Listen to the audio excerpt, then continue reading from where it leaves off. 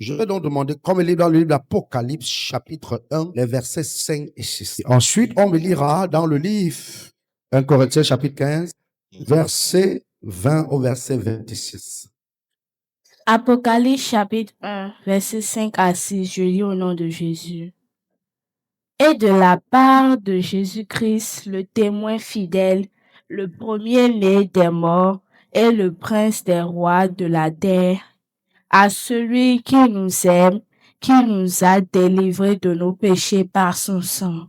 Verset 6. Et qui a fait de nous un royaume des sacrificateurs pour Dieu, son Père. À lui soit la gloire et la puissance au siècle des siècles. Amen. Mais en réalité, les premiers touchaient la maison, il y a la livraison des morts. Tout comme maintenant, avec nos représentants, on parlait de nous, la livraison est aussi par nous. En effet, le retour pour les morts, du tête de l'homme, l'union avec la dame. Tout comme nous ramené à la vie, du tête de l'homme, l'union avec une. Mais quelle ingrédient de petit de l'homme dans le bien déterminé. Puis à ressuscité en premier lieu, quand le premier lieu de la moisson. Ensuite, on va mourir des cas, ceux qui lui a marqué de royaume. Puis, viendra la fin. Lorsque Christ remettra la royauté à Dieu le Père, après avoir réduit à l'exclusion toute domination, toute autorité et toute puissance remplie. Qu'il soit en effet, qu'il aurait jusqu'à notre ami, tous ses ennemis, tous ses pieds. Verset 28. Et le dernier ennemi qui sera anéanti, c'est la mort. Le dernier ennemi qui sera anéanti, c'est la mort. Alors ce matin, nous parlerons sur mon message qui a pour thème la délivrance par le sang de Jésus-Christ.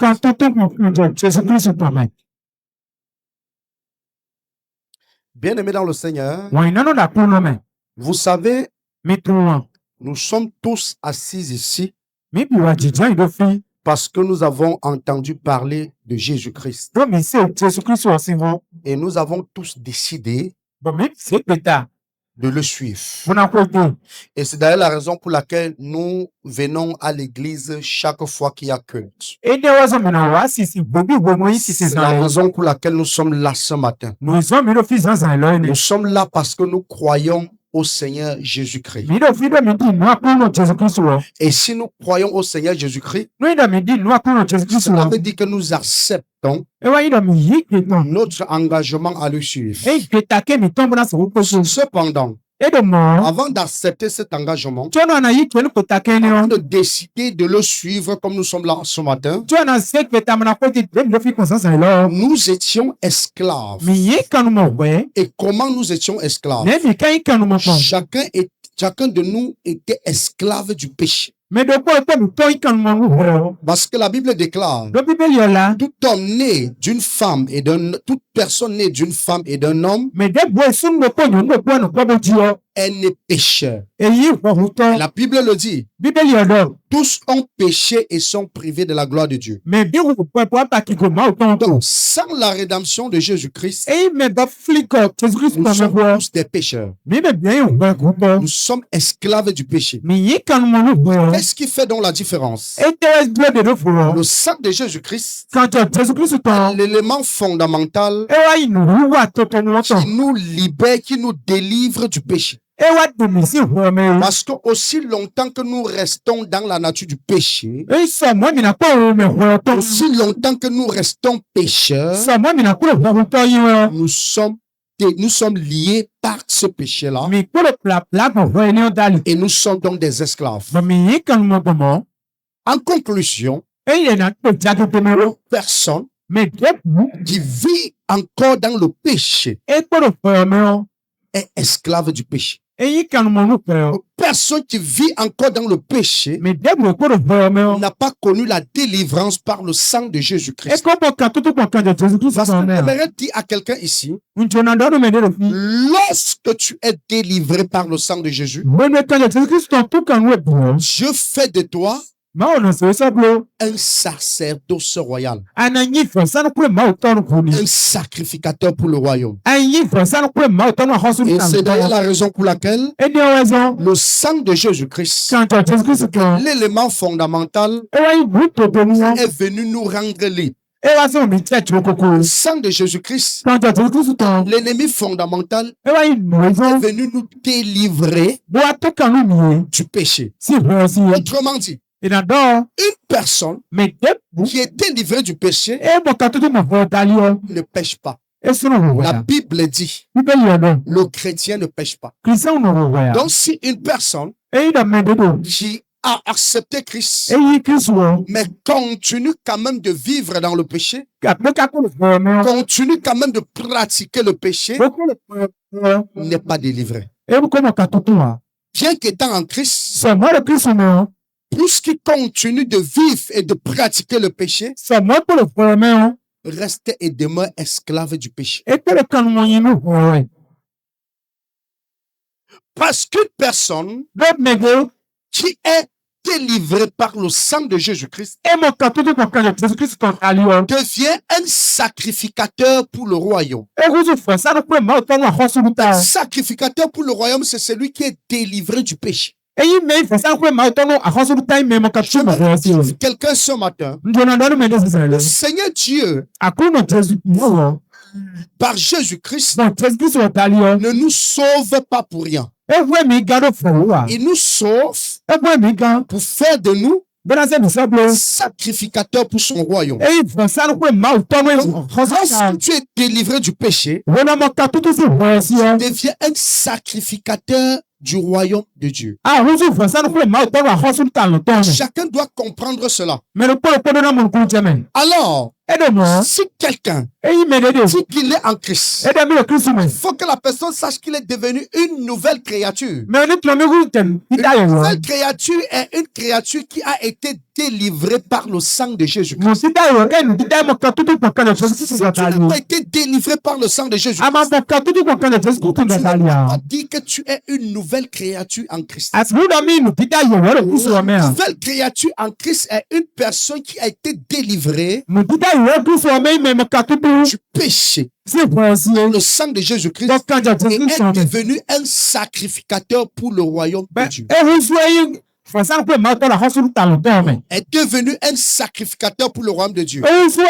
C'est pour ça qu'un chrétien, une personne qui porte l'identité du chrétien, ne pêche pas. Parce que quand tu pêches, bien quand tu pratiques le péché, tu es en train de dire que tu n'as pas été délivré par le sang de Jésus. C'est la seule chose qui peut te délivrer du péché. Toute personne qui vient à Christ décide vraiment de le suivre, reçoit cette grâce d'être délivré par son sang. Alors, la question que je m'avais posée à quelqu'un ce matin, est-ce que tu es réellement délivré par le sang de Jésus-Christ? Continue de pratiquer le péché. Tu restes et tu demeures esclave du péché.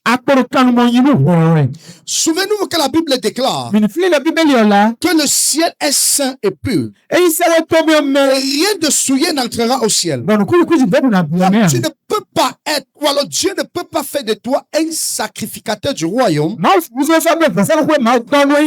n'as pas connu cette délivrance. Et c'est d'ailleurs la raison pour laquelle je dis toujours aux gens, avant de chercher n'importe quelle délivrance dans n'importe quel domaine de ta vie, il faut d'abord chercher la délivrance du péché. Il faut chercher à être délivré du péché. Cette délivrance qui ne vient que par le sang de Jésus-Christ. Le seul élément, la seule chose qui te délivre entièrement du péché. Alors, tu ne peux pas être en train de chercher les autres délivrances. La délivrance sur le plan marital, la délivrance sur le plan de la santé, délivrance sur le plan professionnel, délivrance sur le plan financier, alors que tu continues d'être esclave du péché. Première délivrance qu'un enfant de Dieu doit recevoir, c'est la délivrance de son âme. Quand ton âme est délivrée du péché, alors tu es qualifié, établi comme un sacrificateur du royaume céleste. Est-ce que je parle à quelqu'un?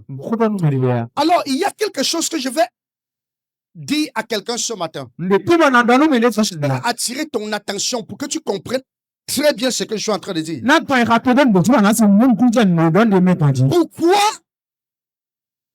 étant en Christ, pourquoi, étant chrétien, on continue de connaître des morts précoces? On continue de subir des morts précoces. Pourquoi la mort continue de frapper même dans le milieu chrétien? Continue de frapper même dans le milieu chrétien, alors même que ce n'était même pas le temps de Dieu pour ces gens de mourir. Tu dois comprendre une chose. Tu dois comprendre une chose. La délivrance du péché fait de toi un sacrificateur pour le royaume. Tu deviens un sacrificateur du royaume. Établis autour de toi une protection par le biais de 2 anges. Qui reste autour de toi jour et nuit pour t'arracher et te protéger du danger, pour te protéger contre la mort. Parce que la Bible déclare que l'Éternel campe autour de ceux qui le craignent. L'ange de l'Éternel campe autour de ceux qui le craignent et les arrache du danger. Quand tu n'es pas délivré du péché, ta vie physique est exposée. Quand tu n'es pas délivré du péché, c'est ça que le péché est un danger dans la vie de quelqu'un qui prétend être un chrétien. Quand tu n'es pas délivré du péché, tu n'es pas considéré comme un sacrificateur du royaume. Et si tu n'es pas considéré comme un sacrificateur du royaume, ta vie est en danger de façon permanente. Et chacun doit comprendre ça. Et j'entends souvent beaucoup de chrétiens déclarer ceci. Voilà la déclaration des chrétiens. Jésus-Christ a vaincu la mort. La mort n'a plus de pouvoir sur ma vie. J'aimerais que tu rectifies ça ce matin. Écoute-moi attentivement. J'aimerais que tu rectifies ça rapidement. Même quand tu es chrétien. Même quand tu es chrétien. Écoute-moi très bien. La mort continue d'avoir le pouvoir si tu n'es pas protégé par les anges. Est-ce que je parle à quelqu'un? Même quand tu es chrétien, la mort continue d'avoir le pouvoir sur ta vie si tu n'es pas protégé par les anges. Jésus-Christ n'a pas supprimé la mort. Jésus-Christ a vaincu la mort. Il a vaincu la mort. La mort n'a plus de pouvoir sur la vie de Jésus-Christ. Sur la vie du chrétien. C'est chose qui t'empêche à la mort de te frapper. C'est ta vie de sanctification. La seule chose qui empêche à la mort de te frapper, c'est la protection des anges autour de toi. La seule chose qui empêche à la mort de te frapper, c'est le bouclier que Dieu met autour de toi. Sinon, ça a vaincu la mort. Mais la mort continue d'avoir le pouvoir sur la vie de beaucoup de personnes qui prétendent être chrétiens. Il y a une chose que j'aimerais que tu comprennes. Il y a une chose que j'aimerais que tu comprennes. La mort règne et continuera de régner dans la vie de ceux qui ne craignent pas Dieu. La mort règne et continuera de régner dans la vie de ceux qui ne sont pas délivrés entièrement du péché. La mort règne et continuera de régner dans la vie de ceux qui sont encore tenus esclaves du péché. C'est pour ça qu'il est important pour chacun de nous de chercher la véritable délivrance du péché. Tu dois tout arrêter. Arrêter toute activité. Arrêter tout ce que tu cherches. Arrêter tout ce que tu veux. Et chercher d'abord la délivrance totale du péché par le sang de Jésus. Si tu n'as pas encore connu cette délivrance totale du péché, tout ce que tu fais ne t'amènera nulle part. C'est pour ça que chaque chrétien, chaque personne qui est en Christ, doit tout faire pour se rassurer qu'il a été vraiment affranchi par le sang de Jésus. Rassurer que tu as été vraiment délivré par le sang de Jésus. Tu n'es pas encore délivré par le sang de Jésus. Si le péché continue de dominer sur ta vie, tu es exposé à la mort. Tout ce que tu fais tout de suite et chercher cette véritable délivrance. Arrête de chercher la délivrance dans ta maison. Arrête de chercher la délivrance de ton corps. Arrête de chercher la délivrance des démons qui sont dans ta vie.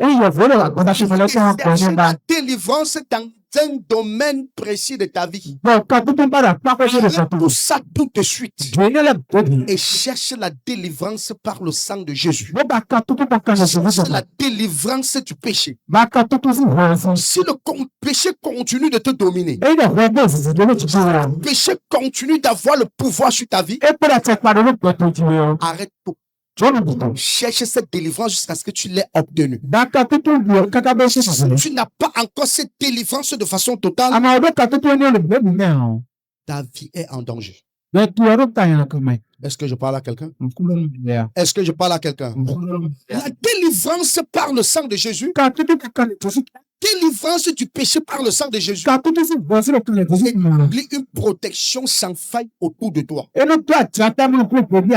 Établit une protection sans faille autour de toi. Et lorsque nous recevons l'enseignement de l'apôtre Paul, l'apôtre Paul nous dit que notre corps est une pierre pour la maison spirituelle. Notre corps est une pierre pour la maison spirituelle. Qu'est-ce que cela signifie? Cela signifie que lorsque le Seigneur t'appelle et il te sauve, il ne te voit pas seulement comme un chrétien simple, mais il te voit comme son temple, comme sa maison. C'est pour ça qu'un chrétien est un membre du corps, de la maison de Christ. En réalité, c'est la constitution de tous les membres. C'est la constitution de tous. En fait, c'est tous ceux qui ont accepté Jésus et ont été délivrés du péché par le sang de Jésus. Qui constitue en réalité la maison, le corps, l'église de Christ.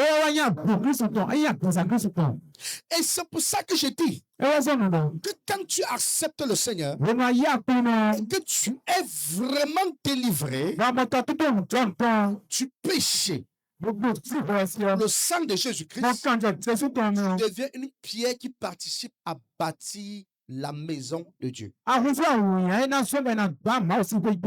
Tu deviens une pierre qui participe à bâtir, qui participe à la construction La maison de Dieu. Chaque personne étant en Christ devrait se voir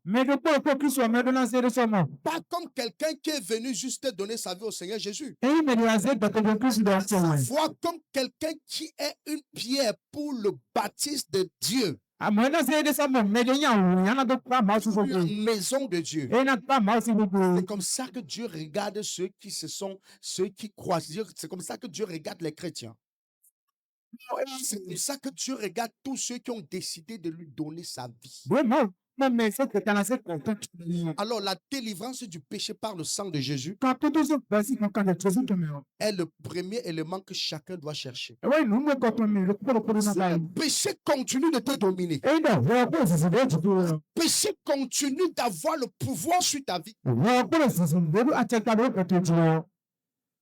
Arrête tout. Cherchez cette délivrance-là. C'est la plus grande délivrance que le chrétien reçoit après sa conversion. La délivrance par le sang de Jésus-Christ. Si tu continues de pécher, le péché continue d'avoir le pouvoir sur ta vie. Le péché continue de te malmener. Le péché continue de te dominer. Le péché continue de te maintenir. J'aimerais que tu saches que tu restes et tu demeures esclave. Et Dieu, en envoyant son fils Jésus-Christ sur la croix, c'était pour que tu sois libéré de l'esclavage. C'était pour que je sois libéré de l'esclavage. Mais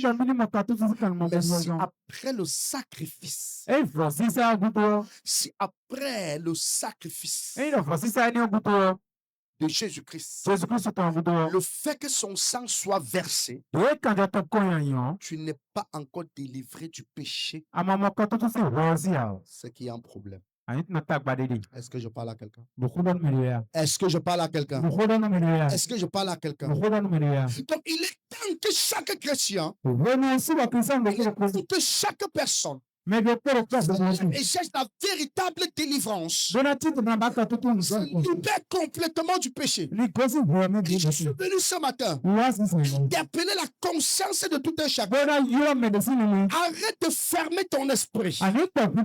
Libère ta conscience. Et fais-toi délivrer par le sang de Jésus. C'est le péché qui te tient esclave. C'est le péché qui te tient prisonnier. C'est le péché qui t'expose à la mort. C'est le péché qui te livre à Satan. Que tu sois libéré de ça toujours. La Bible déclare que rien de souillé n'entrera au ciel. Rien de souillé n'entrera au ciel. Et je vais dire quelque chose à quelqu'un. Dieu m'a donné une puissante révélation cette nuit.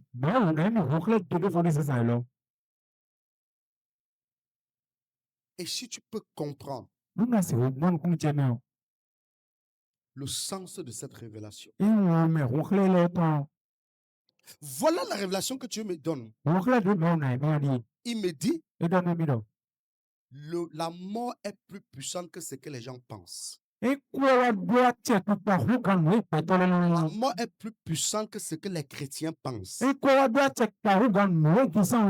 La mort, elle est plus puissante que ce que les chrétiens, les enfants de Dieu pensent. Parce que beaucoup se tiennent et ils disent que non, Christ a vaincu la mort. La victoire de Christ sur la mort. Écoute-moi bien. C'est pour lui. Ça va paraître bizarre, mais c'est pour lui. Là où tu es, c'est toi qui dois vaincre la mort en te libérant complètement du péché. Si tu réussis à vaincre la mort, c'est-à-dire en rendant la mort impuissante par sa protection, la protection des anges établis autour de toi, La mort ne pourra pas te frapper quand il veut. La mort ne pourra pas te frapper quand elle veut. Elle viendra pour te frapper, elle trouvera qu'il y a une barrière, une protection établie autour de toi. Quand la mort viendra te frapper, elle trouvera qu'il y a une protection établie autour de toi. Christ a vaincu la mort. Mais si toi, tu n'es pas libéré du péché par le sang de Jésus, ce qui va se passer est que bien que tu sois en Christ et que Christ ait vaincu la mort te frappera. Est-ce que je parle à quelqu'un? Christ a vaincu la mort. Tu es en Christ. Mais je t'annonce que si tu n'es pas délivré complètement du péché par le sang de Jésus, bien que tu sois en Christ, bien que Christ ait vaincu la mort te vaincra. Est-ce que je parle à quelqu'un? J'ai dit tout à l'heure que vous ne voulez pas voir assez de mouvement dans la salle. Est-ce que je parle à quelqu'un? Est-ce que je parle à quelqu'un? Donc tu dois comprendre que la délivrance du péché par le sang de Jésus protège.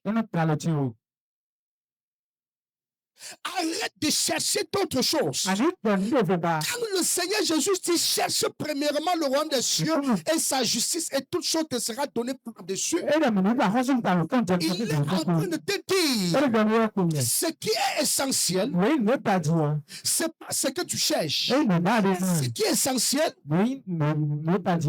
c'est la délivrance du péché et la délivrance totale du péché. Et que Christ fasse de toi un sacrificateur du royaume. Un sacrificateur du royaume. Au jour d'aujourd'hui, les gens cherchent la délivrance. Les gens cherchent la délivrance dans leur vie. Tu as besoin de quoi? J'ai besoin de la délivrance. La délivrance dans X ou Y de domaine. La délivrance dans tous les domaines. Sauf la délivrance de son âme. Beaucoup de personnes sont en Christ aujourd'hui parce qu'ils veulent que Dieu les délivre de la pauvreté. Est-ce que je parle à quelqu'un? Je dis, beaucoup sont en Christ aujourd'hui, pas seulement dans cette église, mais dans plusieurs congrégations, tout simplement parce qu'ils veulent que le Seigneur les délivre de la pauvreté. Beaucoup sont en Christ aujourd'hui, pas parce qu'ils veulent que Christ délivre leur âme. Parce qu'ils veulent la délivrance, être libre du péché. Ils veulent que Christ les délivre de la sorcellerie familiale. En fait, ils cherchent la délivrance de la sorcellerie familiale. Contre la sorcellerie familiale. Ils cherchent la délivrance contre le célibat. Tellement duré dans le célibat,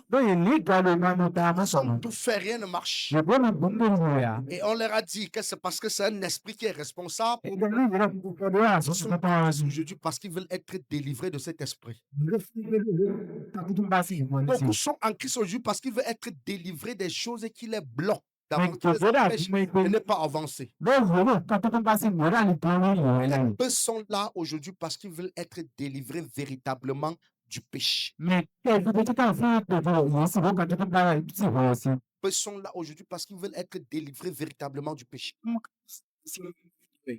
Et tu vois, les gens sont dans l'église. Les gens sont en Christ depuis plusieurs années, mais continuent d'être liés par le péché. Continuent d'être esclaves du péché.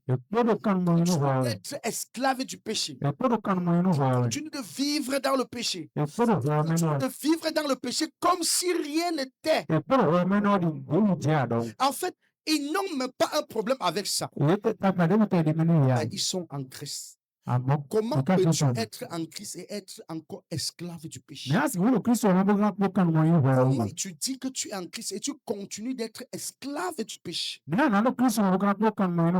Comment peux-tu dire que tu es en Christ et tu continues d'être esclave du péché? J'aimerais attirer l'attention de quelqu'un sur un fait. La gloire.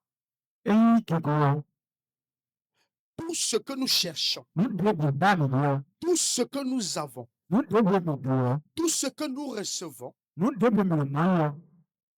te donnera pas la vie éternelle. Et c'est pour ça que je dis, c'est bien de chercher la délivrance contre l'esprit de pauvreté. C'est bien de chercher la délivrance contre les esprits du célibat. C'est bien de chercher la délivrance contre les esprits de sorcellerie. C'est bien de chercher la délivrance contre tous ces esprits. Mais avant de chercher ces délivrances-là, cherchez d'abord la délivrance du péché par le sang de Jésus-Christ. Et j'aimerais que tu regardes ton voisin droit dans les yeux. Pose-lui cette question de façon sincère. Est-ce que tu es réellement délivré du péché?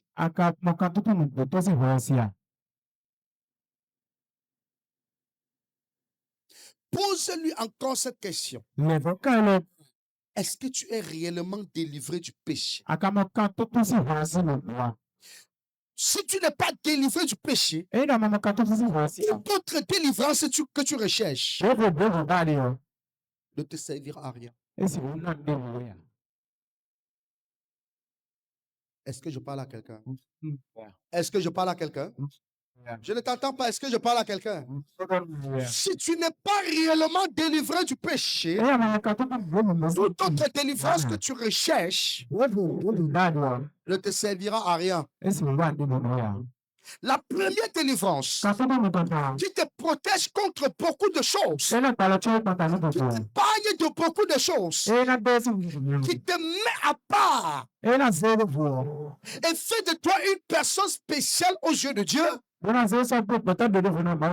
c'est la délivrance du péché. Quand tu vois quelqu'un qui pêche facilement sans remords, il faut comprendre que la personne est esclave du péché. Le sang de Jésus-Christ a été versé pour cette cause-là. Le sang de Jésus a été versé pour cette cause. C'est pour ça que tu dois chercher cette délivrance coûte que coûte.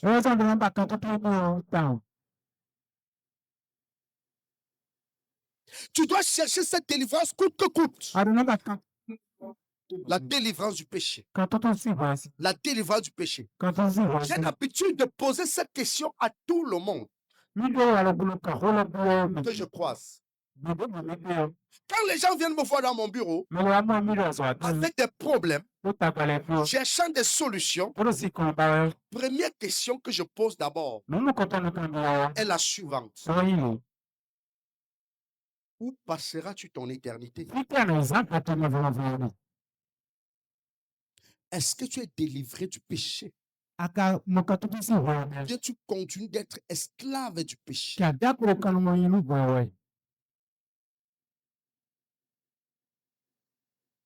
Ou bien tu continues d'être esclave du péché.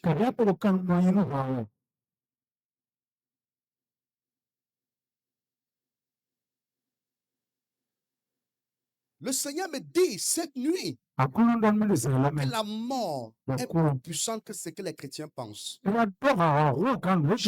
dois méditer sur cette parole. La mort est plus puissante que ce que les chrétiens pensent. Je vous ai dit que Christ a vaincu la mort. C'était pour lui. Mais toi, étant en Christ, si tu continues d'être esclave du péché, la mort te frappera. Et c'est là où ça prouve que la victoire de Christ sur la mort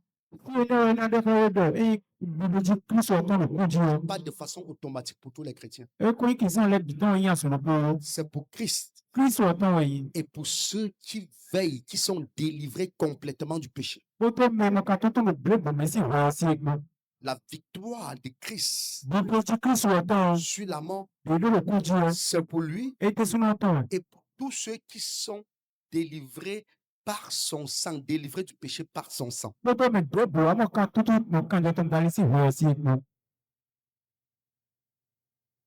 J'ai l'habitude de dire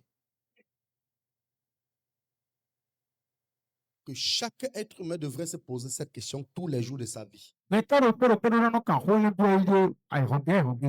question est la suivante. Et c'est une question que tu te poses à toi-même. Et si tout s'arrêtait maintenant? Et si tout s'arrêtait maintenant? Arrête de courir. Pose-toi cette question. Et si tout s'arrêtait maintenant? Tu as quelle assurance que les choses ne vont pas s'arrêter d'ici quelque temps? Et si tout s'arrêtait maintenant? Demande à ton voisin, et si tout s'arrêtait maintenant? Les ambitions, les projets, les ambitions, tout ce qu'on projette, tout ce qu'on planifie. Et si tout s'arrêtait maintenant? Que feras-tu? Où iras-tu?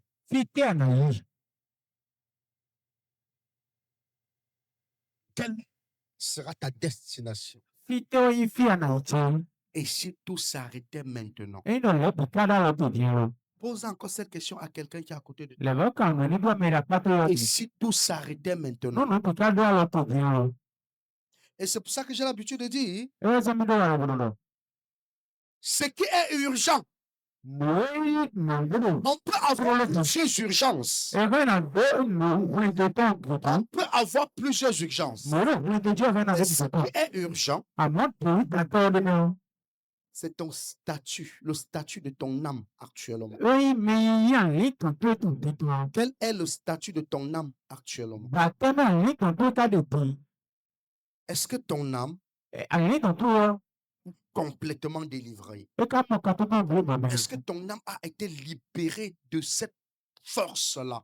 Est-ce que le sang de Jésus a eu l'effet sur ton âme? Est-ce que le sang de Jésus t'a libéré de cet esclavage?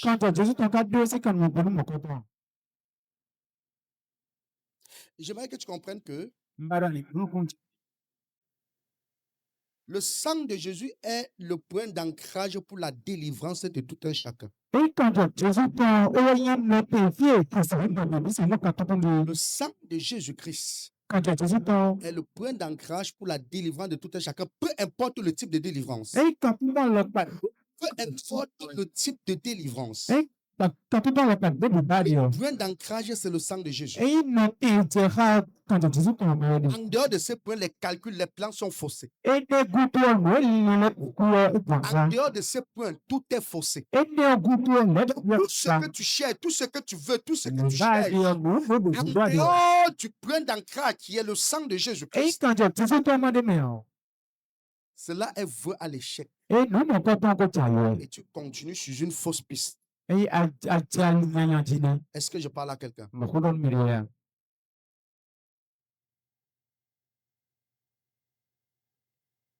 J'interpelle la conscience de chaque enfant de Dieu, partout dans le monde, partout où tu m'écoutes. Laisse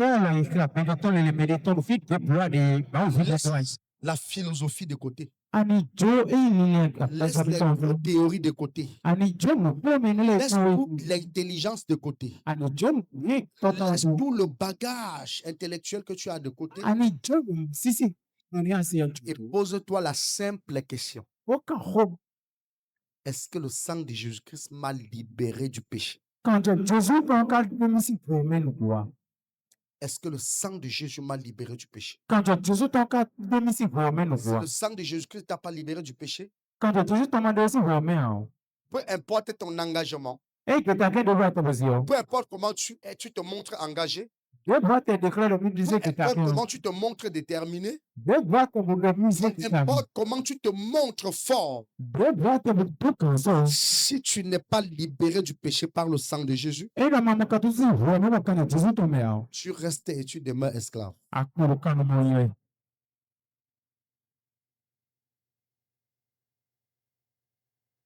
Et parfois, pour accepter que le sang de Jésus-Christ nous libère, pour accepter que le sang de Jésus-Christ nous libère complètement du péché, nous sommes parfois, on est parfois obligé de sacrifier certaines choses dont nous estimons que cela, notre vie dépend de ça.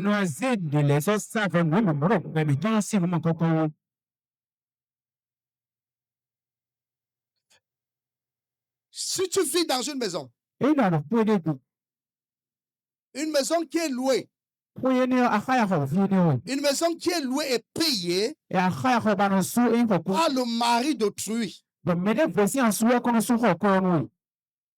et tu te dis que si j'abandonne ce péché, je n'aurai plus de logement. Alléluia. Amen. Et à cause de ce que tu as peur de ne plus avoir le logement, tu continues quand même de vivre dedans, vivre dans cette relation.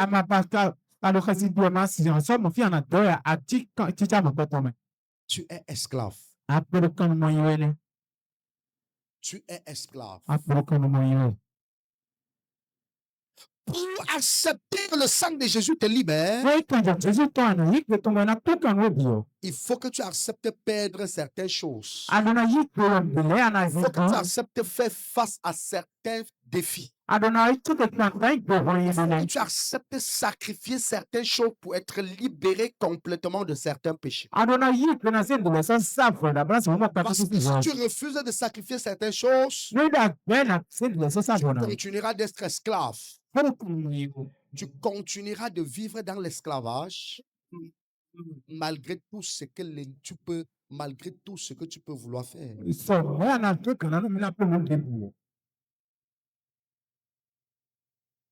Ce matin,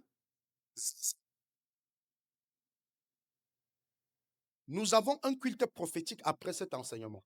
On a un culte de puissance après cet enseignement. On a un culte de gloire après cet enseignement. Mais la gloire ne pourra pas s'établir dans ta vie. Tu ne pourras pas t'introduire dans cette nouvelle dimension de gloire. Tu continues d'être esclave. Un esclave ne peut pas entrer dans la gloire. Et c'est la raison pour laquelle plusieurs personnes, malgré qu'on crée la gloire de Dieu, malgré qu'on cherche la gloire de Dieu, continuent de vivre dans certaines situations critiques.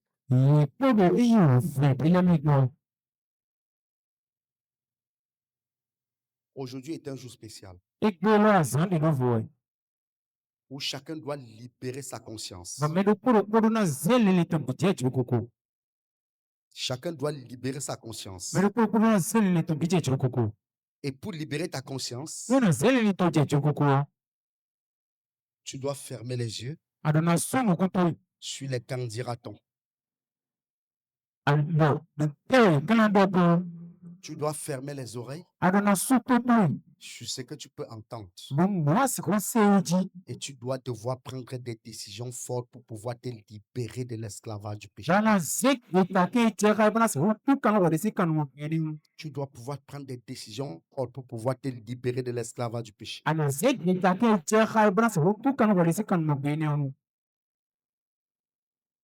Nous vivons dans une génération extrêmement compliquée, où les gens regardent Christ comme ça avec les deux yeux et on le ment. Où les gens regardent Jésus comme ça et on dit à Jésus, je suis sincère, alors que c'est faux. où les gens écoutent la parole de Dieu jour et nuit, mais ferment le cœur à cause des avantages qu'on peut avoir. Où les gens écoutent la parole de Dieu dans toute sa splendeur et sa grandeur, mais ferment le cœur. Oui, c'est parce que nous sommes dans les derniers temps. Et la Bible dit que dans les derniers jours, les gens seront hautains, fanfarons, amis de l'argent, aimant le plaisir plus que Dieu. Dans les derniers temps, ou bien dans les derniers jours, les gens seront hautains, fanfarons, amis de l'argent, aimant le plaisir plus que Dieu. Nous sommes dans les derniers temps. Et nous continuons de crier tous les jours. Où passeras-tu ton éternité? Tu peux être fort. Nous avons l'habitude de chanter. Nous tous nous chantons cette chanson. Et il y a quelque chose qui a touché mon esprit la dernière fois. Je me suis assise comme ça. Les images défilaient sous mes yeux. Les images défilaient. Qu'est-ce que le Seigneur me montrait? Le Seigneur me montrait les hommes les plus puissants de ce monde. Que ce soit dans le monde ou bien en Christ. Il me montrait les présidents les plus puissants qui ont perdu leur puissance et sont morts. Des hommes d'affaires puissants qui sont morts en laissant leur puissance. Même des pasteurs, des chrétiens dans l'église qui étaient très très puissants, très influents, mais qui sont morts. Et Dieu m'a dit ceci. Il y a une seule chose. Une seule chose qui soit permanente dans la vie d'un chrétien. Une seule chose qui soit éternelle dans la vie d'un chrétien. C'est la gloire éternelle. Le salut de son âme. Il m'a dit, regarde telle personne. La personne a passé sa vie à courir, chercher l'argent, à chercher la gloire, à être puissant. Il m'a montré que regarde la façon dont il est mort, dans quelles conditions il est mort. Et le Seigneur m'a montré quelqu'un qui était tellement grand, tellement riche, avait trop de gloire, tellement de puissance, mais il est mort dans une cabane. Est-ce que je parle à quelqu'un? Je ne suis pas en train de dire que l'argent ne fait pas le bonheur. Non, ça fait. L'argent fait. Est-ce que je parle à quelqu'un? Je ne suis pas en train de dire que l'argent ne fait pas le bonheur. Non, ça fait. Dis à ton voisin, ça fait. Dis ça fait. Mais un bonheur terrestre. Ce qui fait le bonheur éternel, c'est la libération, la délivrance de ton âme par le sang de Jésus. Alors, un projet bâti sans une réelle délivrance de son âme est une peine perdue. Un projet, une gloire cherchée sans la réelle délivrance de son âme est une peine perdue. Est-ce que tu es réellement délivré du péché? Est-ce que tu es véritablement délivré du péché? Est-ce que tu es véritablement délivré du péché?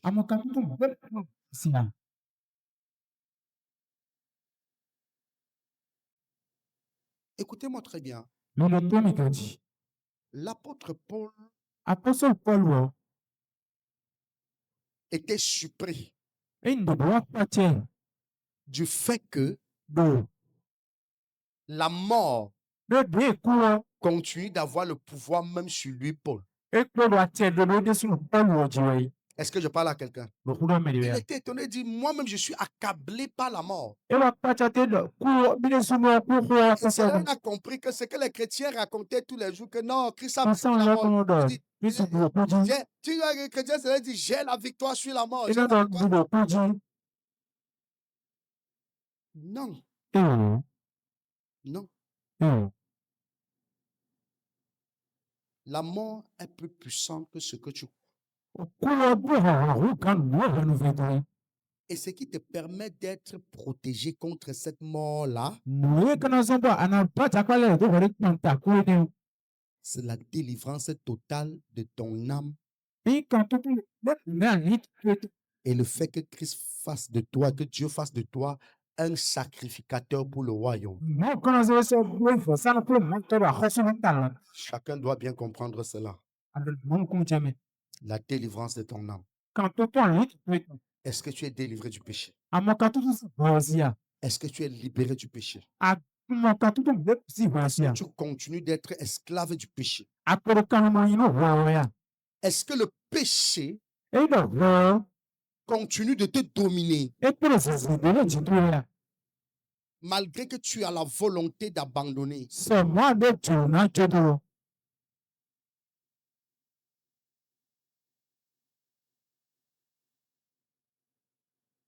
Ce matin, avant que nous ne commençons, n'entrons dans notre culte de gloire, je veux que chacun examine sa vie de façon claire, sans hypocrisie, sans ambiguïté.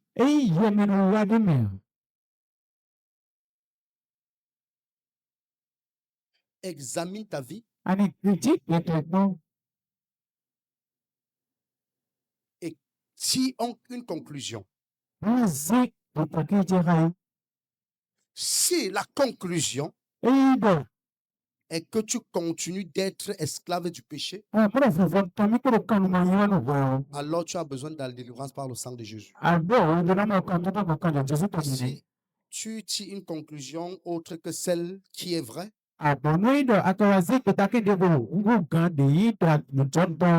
alors il faut savoir que tu vis dans l'hypocrisie jusqu'à dans ton âme. La Bible dit, est-ce qu'un homme trompe Dieu? Personne ne peut tromper Dieu. Tu peux tromper l'apôtre, tromper le pasteur Sony, pasteur Séverin, pasteur Gérard, tu peux tromper les missionnaires, tu peux tromper toute l'église. Mais quand tu te retiens, quand tu es seul, il y a quelqu'un qui te voit. Il te connaît. Il sait où tu vas. Il sait ce que tu penses. Il connaît l'état de ton cœur. Il connaît l'état de ton esprit. Il connaît tout. Et tu ne peux pas le tromper. Tu ne pourras pas le tromper. On ne le trompe pas. Est-ce que je parle à quelqu'un? Bien-aimé, le Seigneur nous a appelés pour conduire les âmes dans la berge. Le Seigneur nous a appelés pour conduire les âmes au ciel. Et si nous ne nous rassurons pas que tu es ce salut-là, c'est un problème. C'est notre devoir. Le devoir de tout appeler, tout pasteur, tout chrétien, tout homme de Dieu. Je dois me rassurer que tu sois libéré de ce péché. Et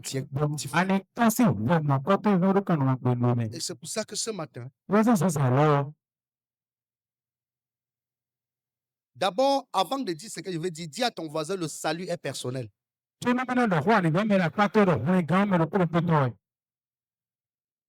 Tu ne seras pas puni et jeté dans les flammes de feu à cause de ton frère ou bien à cause de ta soeur. C'est parce que tu auras refusé de servir et de suivre les voies de Dieu. Dis ça à ton voisin.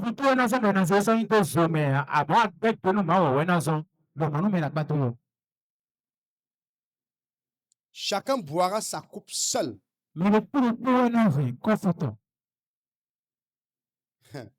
Si tu refuses de te repentir à cause de X ou de Y, quand le moment de lire l'heure va arriver, tu vas lire l'heure seul. Tu seras puni seul. Tu seras jeté dans le feu seul. C'est pour ça que parfois je vois certains enfants déjà atteints l'âge de la majorité, qui sont déjà majeurs. Tu refuses de servir Dieu à cause de leurs parents. Certaines femmes refusent de servir Dieu à cause de leur mari. Certains maris qui ont peur de venir à l'église parce qu'ils ont peur de leur femme. Ils refusent de servir Dieu parce qu'ils ont peur de leur femme. Hey! Si j'accepte Christ, elle va partir. Elle va me combattre.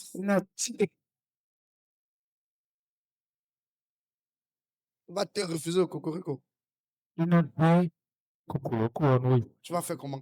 Non, les gens refusent de servir Dieu. Ils sont déjà majeurs. Tu vois quelqu'un qui a déjà dépassé 18 ans. C'est à cause de mon père. Quelqu'un qui a à cause de ma mère. C'est à cause de mon mari. À cause de ma femme. Je vais te dire, c'est bien. Mais tu répondras seul devant Dieu. Tu seras seul dans ton cercueil. Et on va t'enterrer seul dans ta tombe. On va apparaître devant le jugement seul. Ton mari ne sera pas là. Ton père ne sera pas là. Ton frère. Non, c'est à cause de mon frère. Ça dit que si je continue de servir le Dieu là, si je continue de parler de Jésus, il ne va plus me faire ci, il va me faire ça. Tu ne connais pas Dieu? Tu ne connais pas Dieu? Moi, vous savez comment m'appeler rebelle parce que j'ai décidé de suivre Dieu? On m'a chassé de la maison. Je n'avais même pas où dormir. Je n'avais pas où aller. On m'a chassé de la maison. Sors avec ta sorcellerie. Je suis parti et commencé à dormir dehors. Comme un Angaboko, un sans-abri. Mais j'ai dit, Wora, que moi, je n'abandonne pas. Parce que c'est ma vie. Je vais rendre compte seul. J'étais parti le jour-là, Damas, lors d'une convention. Prêcher l'évangile, le Seigneur m'a touché. Qui vivait dans le désordre. J'ai décidé d'abandonner tout. Parce que j'étais dans un monde bizarre. J'ai décidé de tout abandonner. Je n'ai pas regardé à quoi mes amis vont penser. Je n'ai pas regardé à quoi mes parents vont penser. Oh, ma famille était une famille anémiste. Je m'en foutais de ça. J'ai donné ma vie au Seigneur Jésus. Et j'ai décidé, je vivais encore chez les parents. Quand je suis rentré, et bizarrement, il y a un produit que le marabout avait donné qu'on devait administrer à tous les enfants. Ma grande soeur vient avec le produit là. Elle dit que je vais te scarifier. J'ai dit jamais. La gifle que j'ai reçue le jour là, c'est Dieu seul qui sait. Elle dit, on peut faire tout, mais je refuse. J'ai accepté Christ. Je ne peux pas. Même tu es mon père, tu es comme le lion, je refuse. Tu es ma mère, je refuse. J'ai accepté Christ. J'ai fait mon choix. On a dit qu'on arrête tout. Étude, tout. Je n'ai pas regardé que deviendra mon avenir. J'ai accepté et on a tout arrêté. Les premières années, j'étais dehors comme un Nangaboko. Je marchais un peu partout. Alléluia. Et j'ai vécu un temps de tourment. Mais je n'ai jamais abandonné. Je suis resté accroché. Et après toutes ces années, c'est quoi le résultat? C'est quoi le résultat? Dieu m'a béni. Avant que je ne sois dans l'œuvre, Dieu m'avait tellement béni. Avant que je ne commence l'œuvre, j'étais un vrai millionnaire. Papa était millionnaire. Donc je travaillais pour chercher déjà le milliard. Avant que je ne commence l'œuvre ici, j'étais millionnaire. Quand il dit millionnaire, ne parle pas de 2, 3, 4, 5 millions, non. Un vrai millionnaire. J'étais un debout, comme on dit souvent dans notre... On dit j'étais un debout. Est-ce que je parle à quelqu'un? J'avais des véhicules garés. Je prenais l'avion comme si je prenais le ZEM. Est-ce que je parle à quelqu'un?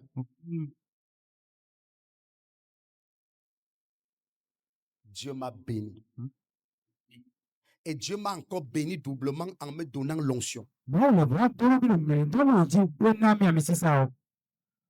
Dieu m'a béni triplement en me donnant la révélation.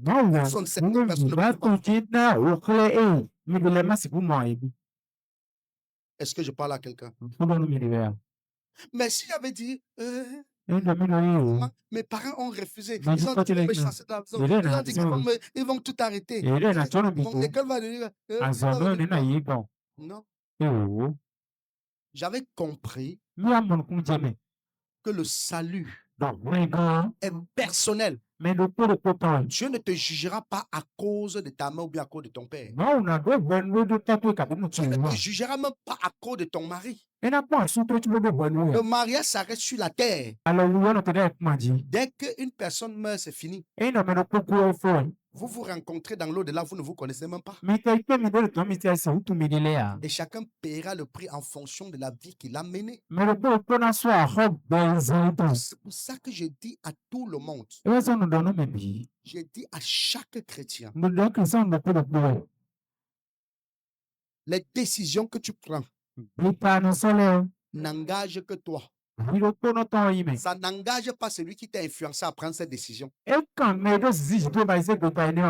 Les décisions que tu prends vis-à-vis de Dieu, vis-à-vis de ta foi, ça n'engage que toi. Ça n'engage pas celui qui t'a amené à prendre des décisions, bien celui qui t'a intimidé. Si la décision que tu prenais engageait celui qui t'a amené à prendre cette décision, c'est que notre salut ou bien notre perdition engage Satan.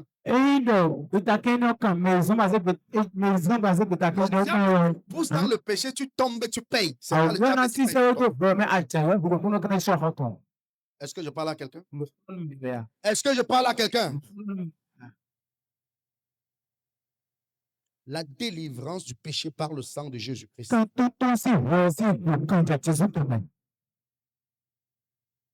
Nous voulons tous l'argent. Dites à haute voix, je veux l'argent. Ne sois pas hypocrite. Dites à haute voix, je veux l'argent. Moi-même, j'en veux. Alléluia. Amen. Mais il me faut d'abord avoir le salut. Il me faut d'abord le salut. Parce que avoir de l'argent sans salut ne sert à rien. Toi, jeune fille, jeune homme, père, mère, enfant, libère-toi de l'esclavage du péché. Peu importe ce que ça peut te coûter. Libère-toi. Est-ce que je parle à quelqu'un? Je vais demander à quelqu'un ce matin.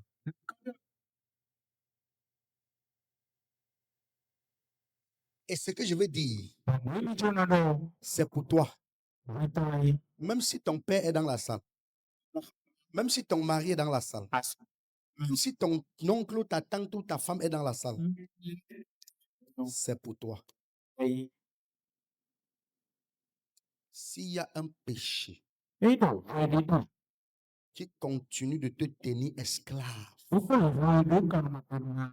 malgré tout ce que tu fais, tu ne parviens pas à abandonner. Ce matin, tu dois prendre une décision. Je vous explique quelque chose. Alphonse, viens. Regardez mon fils. Un jour, quand je l'ai connu,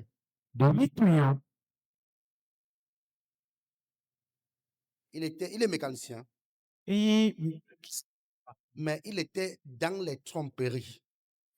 Quand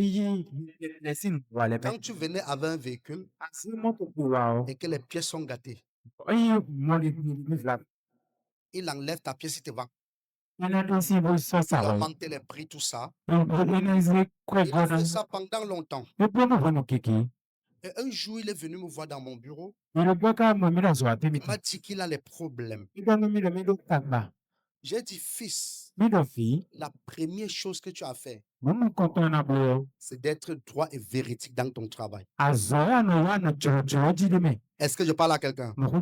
C'est d'être droit véridique dans ton travail. Tu prends le travail de quelqu'un et que la pièce coûte 100 francs, dis-lui que ça fait 100 francs. Si la pièce coûte 200, dis-lui que ça fait 200. Si tu fais les choses honnêtement comme ça, tu verras comment au bout de quelques temps, Dieu va ouvrir tes portes. C'est très difficile.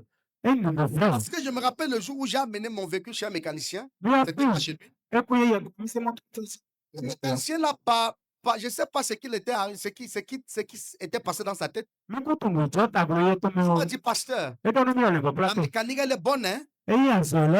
Si tu n'as pas un douanier dans ta famille et que tu as un mécanicien, c'est la même chose. Je n'ai pas d'abord compris. Après, j'ai appelé quelqu'un, j'ai dit que avoir un douanier dans sa famille, ça veut dire quoi? Il m'a dit que quand tu as un douanier dans ta famille, c'est que c'est le riche de la famille parce que les douaniers ont l'argent gratuit. J'ai demandé, le salaire des douaniers est très élevé. Ils ne regardent même pas leur salaire. Les avantages font d'eux les plus riches. Et cela, j'ai fait la liaison. Il était en train de dire qu'en réalité, un mécanicien est quelqu'un qui a l'argent parce qu'il a trop d'avantages sur les pièces qu'ils achètent. Et quand il a fini de dire ça, il m'a frappé 400 000. T'as dit, il m'a escroqué 400 000. C'est lui qui a fini de dire ça. Sur mon véhicule. Et c'est après que j'ai compris la leçon. Quelqu'un. Il a décidé, depuis ce jour, il a dit que même si ta pièce coûte 25, je prendrai 25. Je veux que l'argent de ma main d'œuvre. Est-ce que je parle à quelqu'un? Il a commencé à vivre cette expérience-là. Il a commencé à vivre cette expérience-là. Au bout de quelques temps, lui-même s'est rendu compte qu'il a plus réalisé que comme il était avant. Il a réalisé qu'il a plus épargné plus qu'avant quand il le faisait, il ne vivait pas comme ça. Il a réalisé que beaucoup de choses se sont transformées dans sa vie. Il a décidé d'être honnête et Dieu a commencé à ouvrir les portes. C'est quand l'Éternel ouvre ses portes. L'Éternel ouvre ses portes. L'Éternel ouvre ses portes. C'était une décision difficile à prendre. C'est un peu comme tu appelles un couturier ou bien un tailleur, tu lui dis ne vole plus les tissus. Les pagnes. Est-ce qu'on parle à quelqu'un? Comme tu dis à un couturier que ne vole plus le pain. C'est une décision difficile. Parce que c'est quand je vole une demi-pièce, je vole un quart de pièce. Quand je vole ici, ça me permet de faire ci et vendre et avoir un peu. Mais en réalité, il doit prendre la décision d'abandonner cette genre de vie. Et il a pris la décision depuis ce temps de vivre droitement, dans ce domaine d'être correct. Et dans ce domaine, Dieu a commencé à ouvrir ses portes. Je vais te dire, il y a un enseignement que le Saint-Esprit m'a donné. Le Saint-Esprit me disait ceci. Lorsque tu fais le mauvais, lorsque tu fais le mal, ça se multiplie et ça revient vers toi. Et ça ne peut jamais se perdre. Tu vas recevoir ça doublement, même si tu fais n'importe quoi. Et tu ne le recevras pas dans l'au-delà, c'est sur cette terre que tu recevras ça. Et j'ai compris que l'honnêteté et la droiture nous amènent vers notre gloire.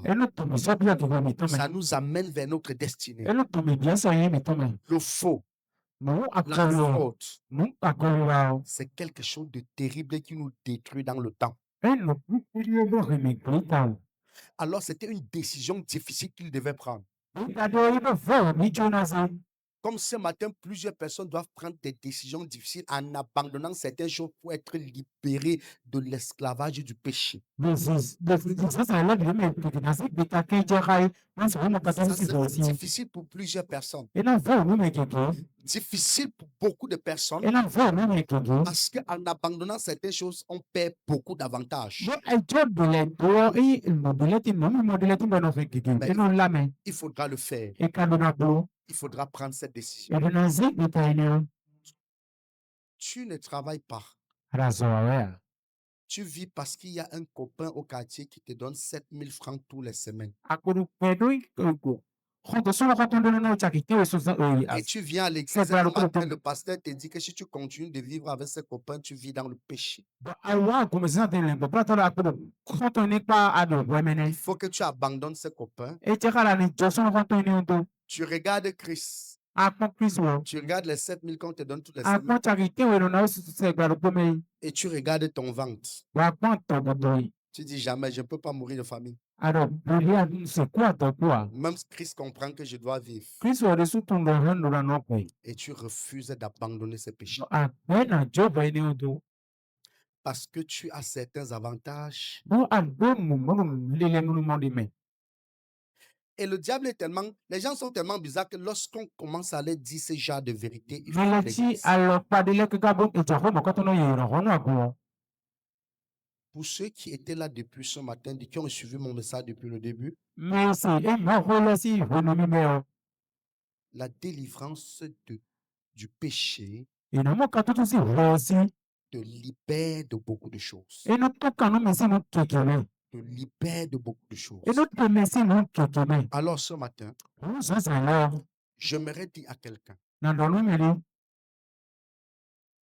si tu te sens esclave d'un quelconque péché, tu te sens encore emprisonné d'un quelconque péché,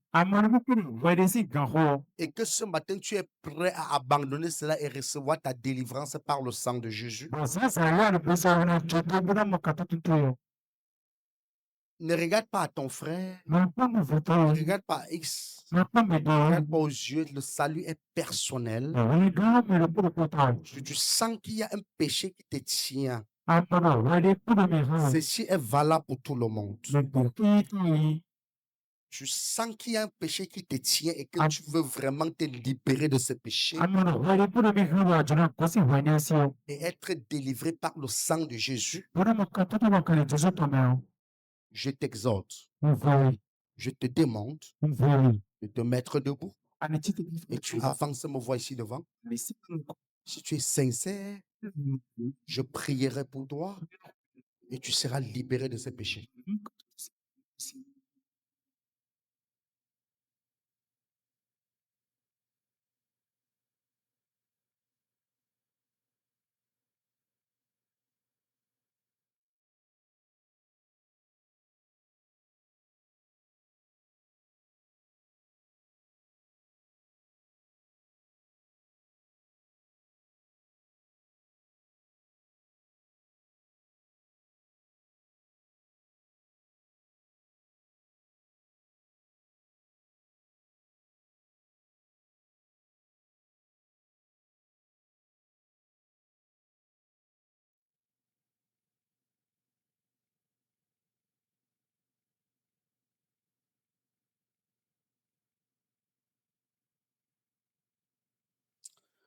Oh, merci Seigneur.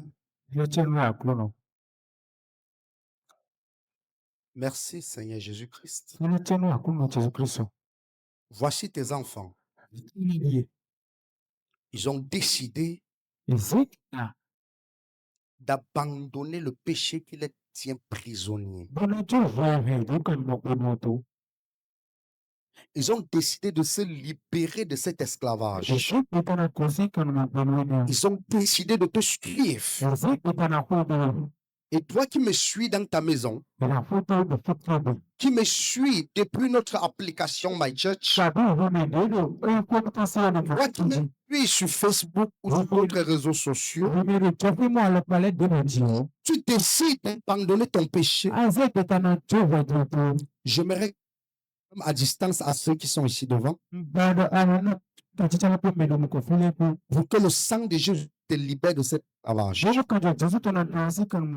Alors, vous qui êtes devant moi, j'aimerais que tu lèves tes deux mains vers le ciel et tu répètes après moi cette prière. Seigneur Jésus-Christ, Seigneur Jésus-Christ, aie pitié de moi, aie compassion de ma petite personne. Je viens au-devant de toi ce matin, implorer ta grâce, afin que ton sang qui a coulé sur le bois de Golgotha me libère de l'esclavage et du péché. Ce péché qui me tient captif, dont je ne parviens pas à me séparer. Je viens au-devant de toi ce matin, renoncer à ça. Je renonce à ce péché. Ce péché qui m'accable. Ce péché qui me déconnecte de toi. Ce péché qui me sépare de ta gloire. Seigneur Jésus-Christ, je te supplie. Pardonne mon iniquité. Pardonne mes péchés. Pardonne mes péchés. Et libère-moi complètement de ce péché qui me détruit. Que ton sang qui a coulé à la croix me délivre complètement et que je sois désormais un homme libre. Le péché n'a plus de pouvoir sur ma vie. Par le sang de Jésus-Christ. Au nom puissant de Jésus. Amen. Lève tes deux mains. Éternel notre Dieu, notre roi, je prie ce matin en faveur de tous ceux qui sont ici devant et ceux qui m'écoutent et ont pris l'engagement de te suivre et d'abandonner le péché. Je prie au Père que ta grâce parle en leur faveur, que ton sang les purifie, ton sang les libère, que ton sang les sanctifie, et que ce joug du péché qui les a maintenus dans cet état depuis plusieurs années soit brisé maintenant. Au nom puissant de Jésus, Père éternel, libère ton peuple,